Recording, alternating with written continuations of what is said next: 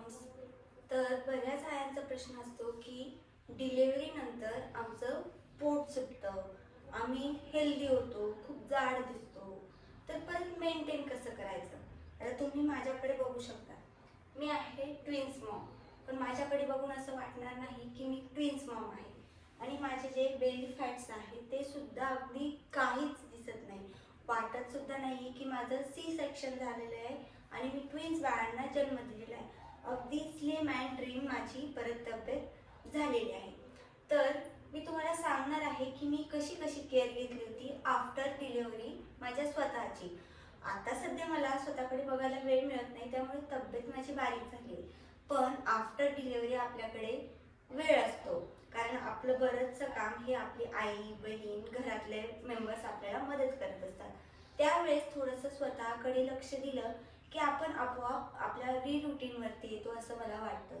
तर जेव्हा माझी डिलिव्हरी झाली होती तेव्हा माझंही पोट बाकीच्या लेडीज सारखंच बऱ्यापैकी असं पुढे आलेलं होतं. म्हणजे असं वाटत होतं की मला तिसरा चौथा महिना आहे की काय.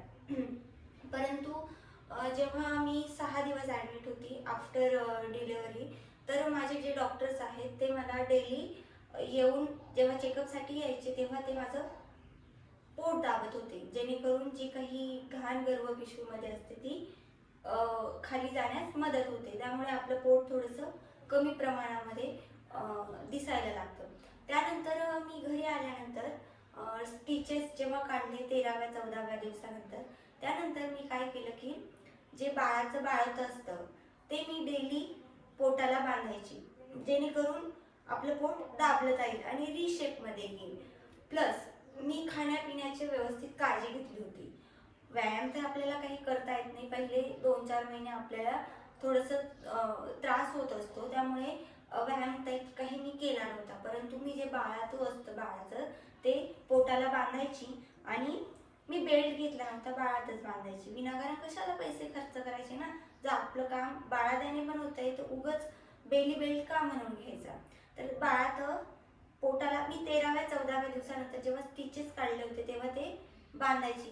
मी जवळपास 1 महिना ते बाळात बांधलं आणि हळूहळू माझं पोट हे आधीच्या माझ्या ज्या आधी जी प्रेग्नन्सीच्या आधी मी जसं माझं होतं तसंच सेम झालेलं आहे.